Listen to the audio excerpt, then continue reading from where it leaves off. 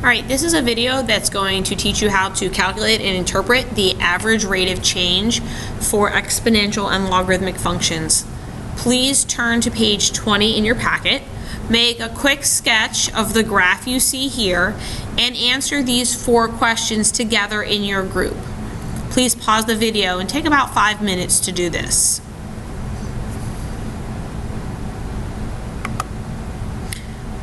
Okay, so the way we know what types of functions these are is we can tell that the dotted function is an exponential curve. It appears to have an asymptote at y equals 0, and it appears to be an exponential curve.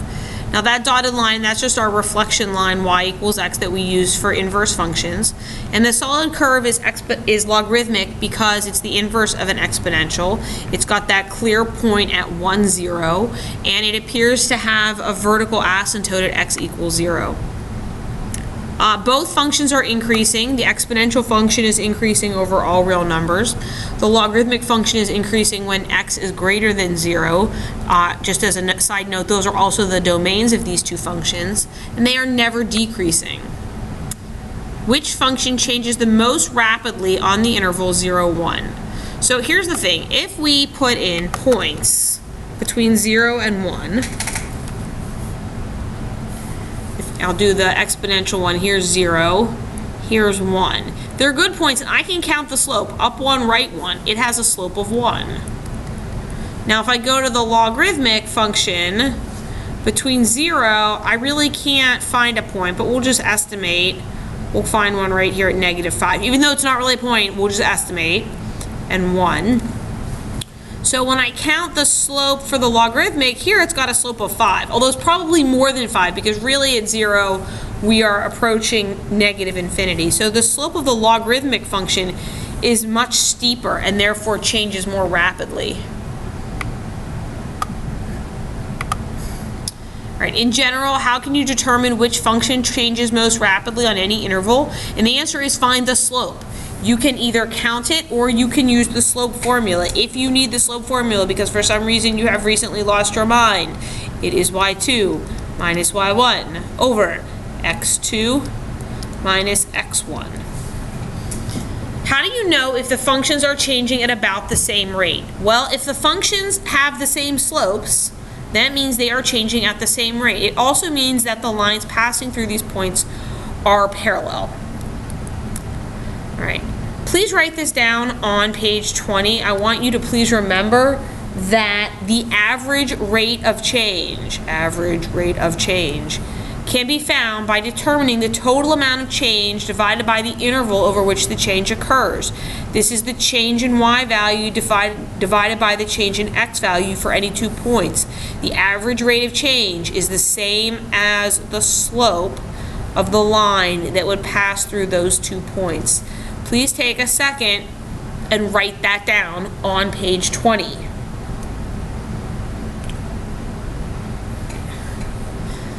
Now this is not new. We did this before. We found the slope, we wrote the units.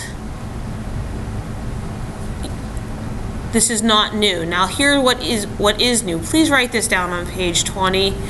The instant rate of change. The instant rate of change is the slope of a graph at a point.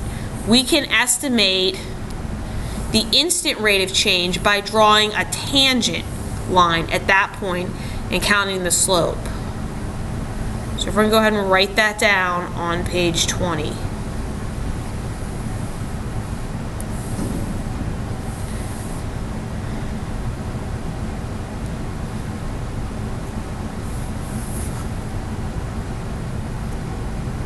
All right, so on page 21, we've got a picture of the world's population graph. And the first thing we are asked to do is estimate the average rate of change on the interval, 2,000 and 2,100. So the first thing I'm going to do is I'm going to go to 2,000, and 2,100 is like way over here. And let's clearly define these points. I'm going to be honest with you, this is not the best graph in the world. I would prefer if there were grid lines for you. So I'm going to give you what those 2 points are so we are all working with the same points. Right here we have the point 2,000, 6 billion. I'm not writing billion. And over here we have the point 2,123 billion. Okay, please make sure we know we are working in billion people. So if we are looking for the average rate of change, we are just going to find the slope. So we're going to say, well, let's see, 23 minus 6 over 2,100 minus 2,000 is going to give me 17 over 100. Now, honestly, I would take that, but we all can divide by 100 because 17 over 100 is the same thing as 0.17 billion people per year. Not new. So, number 2 says, estimate an interval spanning approximately 50 years that has an equivalent rate of change. So this is what I want you to do. If you have a straight edge, that would be super duper. Find a straight edge. You can use like another piece of paper. So here's our secant line. Remember, a secant line is a line that passes through any 2 points.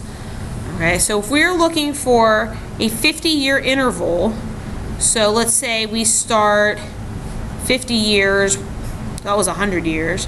So I'll start 20, 40, I'll say I'll start here at 20. If I go to 70, let's see, if I'm like here, these lines appear to be parallel to me. So let's see, this is here at 2020. I don't know that that's 50 years. Let me check. It's not exactly 50 years. It's kind of more like 60 years. That's okay. The important thing is that my 2 purple lines, they appear to be parallel. So the rate of change between 2020 to about, what does that look like? Who's just counting by 5s? 1, 2, 3, 4. Yeah, 5, so that's like by 2. So we'll say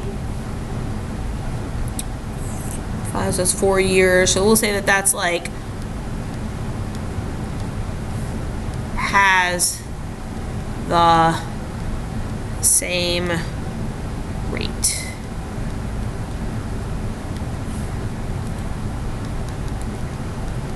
Because the secant, oh, that's a terrible change. That's okay.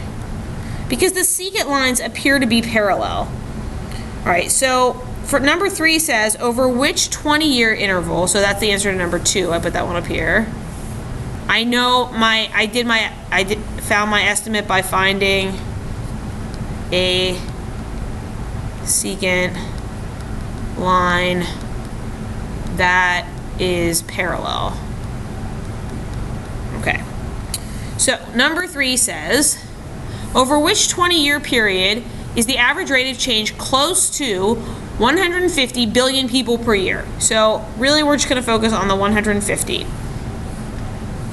No, wait, that's million, 150 million. So 150 million, I cheated here, is 0.15 billion. And 0.15 billion is the same as an average rate of change as 3 over 20. So if I'm looking for a 20-year period that's 3 over 20, I'm going to probably want a more accurate graph. So let's start with some problems that have more accurate graphs. I'm okay with not actually answering number 3. So everybody flip to page 22. So now we have some accurate graphs because they have very beautiful grid lines. Hooray for grid lines. And we've got 3 graphs. And note that you've got a dotted graph, you've got a solid graph, then you've got one that's slightly lighter. Mine kind of looks maroon.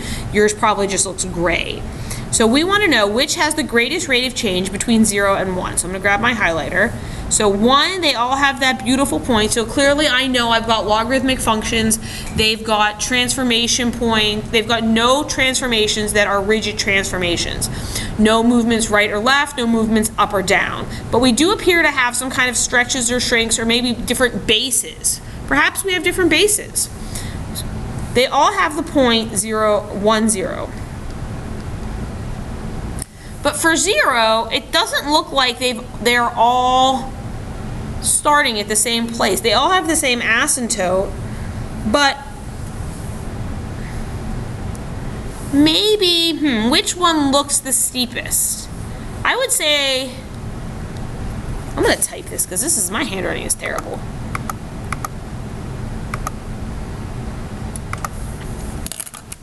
It appears the black graph may be the steepest, but all three graphs have a vertical asymptote, MPTOTE, at x equals 0 and at, oh, what just happened there? I got moused.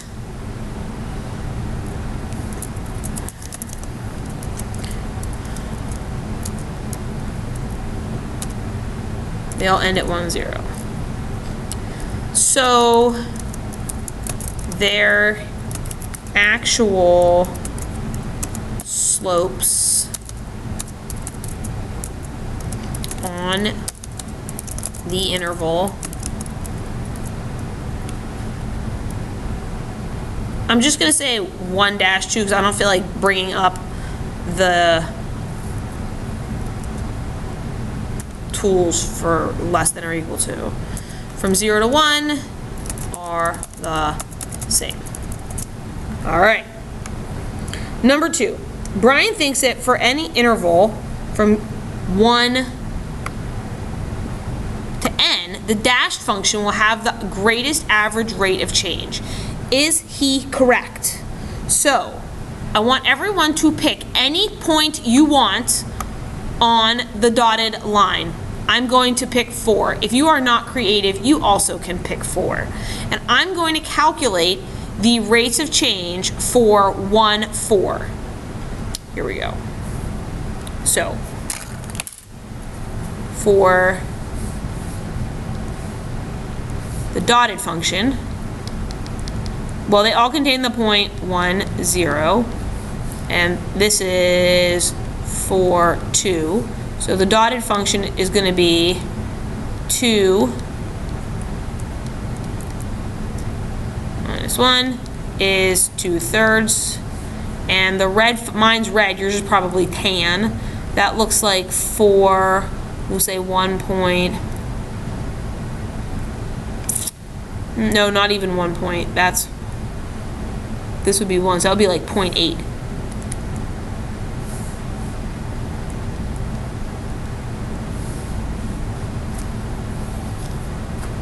So that would be 2 minus 0. Whoops, not 2. 0.8 minus 0.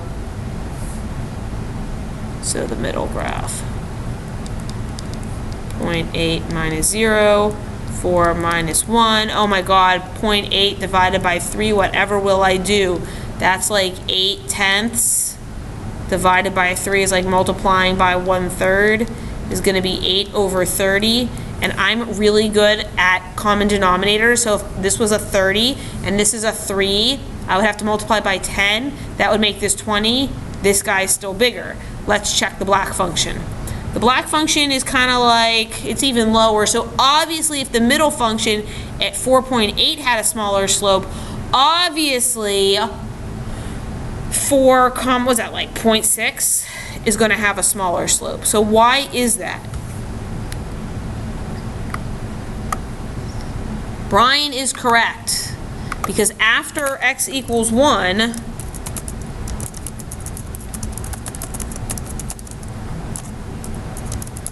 the dotted function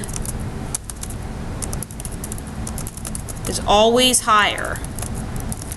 Therefore, its slope on the interval 1 to n will always be larger. All right.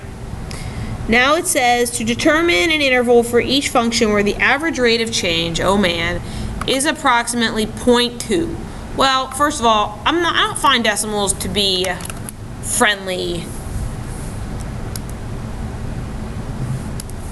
Why am I?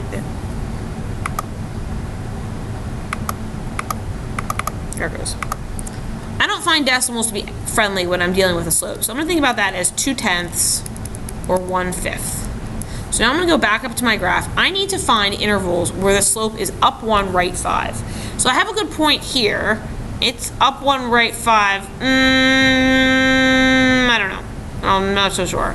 Oh, here we go. Up, here's 1. Oh no, right 5. Maybe we could go, this one should be the easiest one, but it's kind of not. I would say I would take any of these 3 intervals. They are about 2 to 4, or 4 to 6, 6 to 8, 8 to 10, about 1/5. Yeah, or about, is it 1/4 or 1/5? It's 1/5, so that's better. I was off. So that's 4. So let's see. Oh, maybe. Where's another good? So that's kind of a good one. If I go 5, 1, 2, 3, 4, no. So I would maybe say for this one, I would say 8 point, that's 5 to 10.5. That would work for the dotted function. So now for this function, let's find a good point. Here's 1. Here's 1. Let's see if we go 5. Up 1, 2, 3. No. This might be harder. You know what might work? I might say between 2 and 4. Wait, that wasn't 10.5. That was 11. Sorry. Between 2, look right here. If you look 2, where that is at 2, and then you look over here at 4.5, I would say for this function between 2 to 4.5. The black function is a little tricky because it gets really flat. I don't know. I say these 2 are good. I'm not worried about the other ones. All right, so what I want you to do is pause the video, and I want you to try page 23 because that is the beginning of your homework. Hit it. Okay. If you have unpaused the video, I'm assuming you are done with page 23, so let's take a look at it. It says, what is the average rate of change on the interval 4, 8? So let's see, 4, this is a nice one because the graph is like perfect. 4, 8. Oh, the point's even there for us. So we've got 4, 2, and we've got 8, 3. So 3 minus 2. Oh wait, that was for F. Poops. I'm doing the one for the inverse. Sorry. I wasn't seeing. So let's see, on F. Oh wait, that was F. Come on, Mrs. Strauss, be straight. Read the graph. All right, so 4 minus 8 minus 4 is 1/4. All right, what do I notice? I'm gonna find the average rate of change. So that, I want to point something out. They want us to now find the average rate of change on the inverse for 2, 3. Those were my output values. So for F inverse, I have 2, 4. That's a 4. I don't know what happened there, Promethean. And 3, 8. 8 minus 4. 3 minus 2. Ooh. I've got 4 over 1. So what do I notice? I notice the average rates of change are reciprocals. Why do I notice that? It makes me wonder if it always happens with inverses. Does this always happen with inverses? I just spelled inverses wrong? All right. So it says, using what you know about average rate of change, how could you approximate the rate of change at x equals 4? So what I want to do now, so I'm going to go to x equals 4. There's the point, and I want to approximate it. So what I want to do is I want to try to draw a tangent line. Now, you are actually in a better position than I am because I am dealing with electronics and you are dealing with not electronics. So if you have a straight edge, I'm actually going to grab, you can't see this, but I'm grabbing a note card out of my desk. I'm putting it against my computer screen, and I'm just going to draw, except for the fact that I just tried to draw on my computer screen with my Promethean pen, and that was kind of amusing. So let's see if I can do this.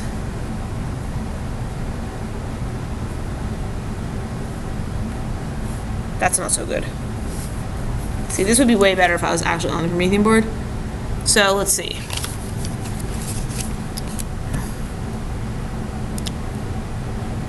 So I want to go from like here.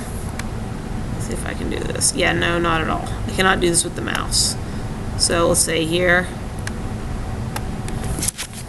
So now I'm going to get a tool. Let me see if I connect them, if it'll work. My goal is to get like a tangent line. Oh, that's not bad. All right, so now I've got my tangent line. And to estimate my rate of change at this point, I'm going to count my slope. So I have a good point here. And I got maybe another good one here. So I'm going to estimate it to be about 1/3. Using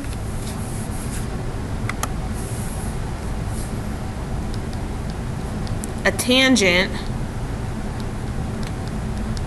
line at x equals 4, I can estimate